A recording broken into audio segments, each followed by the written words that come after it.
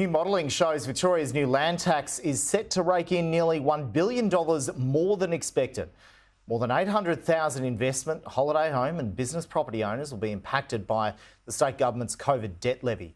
Extra property taxes of up to $1,000 will apply over the next decade to help pay down $32 billion earmarked as COVID debt. New figures from the Parliamentary Budget Office requested by the state opposition reveal that the tax will net a lot more than originally projected over the next 4 years. What we have done is made a commitment to the people of Victoria that we will pay down the COVID debt. We used our credit card during COVID so that Victorians didn't have to use theirs. The land tax, of course, is being applied, it's important to note, only to second or homes or indeed multiple properties, not to the family home. Well, it comes as experts warn Victoria's public service is bloated, with the number of government employees jumping 60% over the last 15 years.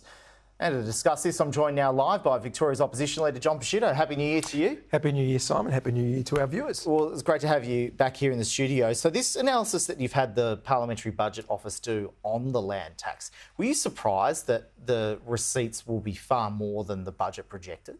Yeah, nearly $1 billion more. It was projected last May to rake in about $4.7 billion. This analysis that I commissioned from the PBO shows it will be about $5.5 billion, which I think needs to be put into this context, Simon. The government is so desperate under Jacinta Allan to plug budget black holes, right? It's now extending its tax grab to people on modest incomes.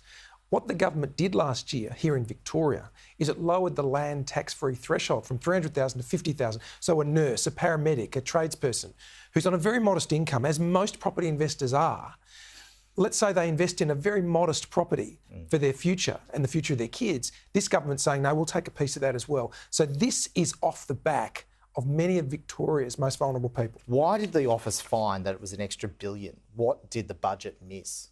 Well, it's just underestimated what it will collect. And so what the government has done is it's underestimated. Is that because there's more people with second homes? Yeah, I think it's underestimated this, and that's the conclusion we're drawing, is that they've completely miscalculated the effect of this. So we've often said since the budget, Simon, that Victorians are being punished for the incompetence of the Allan Labor government, and this is more evidence that that is so. Would you scrap this debt levy? Well, we've said we would like to repeal taxes like this as quickly as we can. We're a low taxing party, so we believe in lower taxes. And we believe that lower taxes are crucial for Victoria to grow and for us to attract investment and also to boost jobs. This one. Well, this is a big number. So we're talking $5.5 billion over 4 years. The ability of any responsible incoming government to repeal that on day one needs to be taken into context. You can't simply repeal something like this that quickly. But I want to assure all of our viewers we're a low taxing party. Taxes will always be lower under us, and we will look to repeal taxes like this as fast as we can. But you're not ruling it out, though, charging your own, if you were elected in 2026, charging your own debt levy. Oh, we're not looking to do that, Simon. We're looking to bring taxes down. My point to you and all of our viewers today is that to be responsible, we may not be able to repeal and remove taxes straight away. We want to reduce taxes as quickly as we can. For example, on that vicious schools tax, which the government imposed last May, for people who want to send their kids to an independent school, the government's going to tax you for that now in Victoria. We've said we will repeal that because that's something we can responsibly announce now. Let's talk a bit more broadly in the year ahead in Victorian politics. Around the country, migration's a big topic at the moment, and a sustainable migration. What would you like to see occur to sort of control migration, at least so that, you know, infrastructure investment is keeping up with it, particularly in Victoria, where the city's really just growing out and out, isn't it?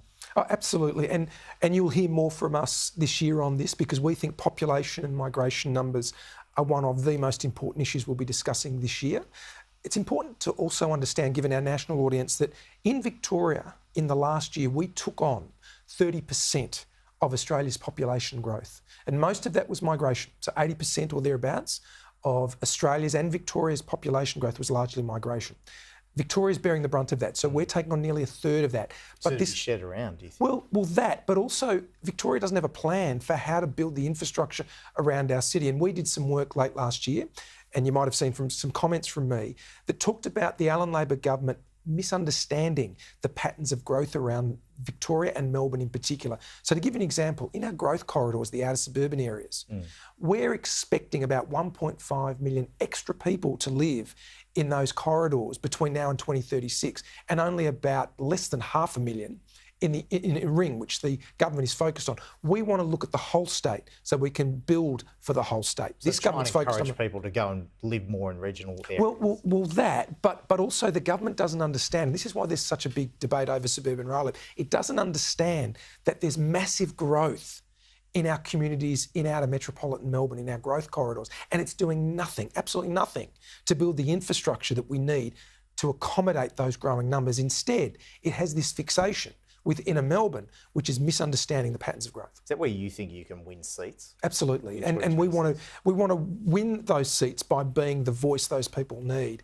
And I'm out there a lot, particularly as Shadow Multicultural Affairs Minister, because a lot of our new migrants are settling in these areas, and they're asking people like myself, why don't we have the infrastructure that we need, whether it's public transport, hospitals and schools, and they're not getting it. And many of these homes now, they won't be able to get onto gas in Victoria because the government essentially have banned all new gas connections from January 1. Would a Liberal national government reverse that ban? Yeah, we've said we will repeal the gas ban. We don't think it's sensible. What we want in Victoria is a sensible and orderly transition as we approach the future, which will see more and more renewables come online. We don't want an ideologically obsessed approach, which this government under Jacinta Allan seems to have, which is denying people choice, and worse. This gas ban will actually mean that Victoria's most vulnerable communities, many living in those areas I just mentioned, will pay higher fixed costs because they will now need to be shared amongst a smaller group of people. You excited about the year ahead? Do you feel your team is united at the moment? Yes, and on the issues, we've driven the agenda. We've driven the agenda on debt, on tax, on cost of living. The things we'll be focusing on this year, I can tell you now, it'll be reducing and cutting the cost of living. It will be stopping the blowouts on major projects, and it will be rebuilding our health and education systems across our state. Are you confident your colleagues aren't talking about your performance as leader at the moment? I don't believe so. No one's raising it with me. And we've had a strong finish to 2023 where we've driven the agenda on a range of issues that I just mentioned. John Pesutto, appreciate your time. Thanks. Anytime, Simon. All the best. And all the best for the New Year holiday period, but you're here at work, so appreciate you coming in. There you go. John Pesutto, Victoria's Liberal leader.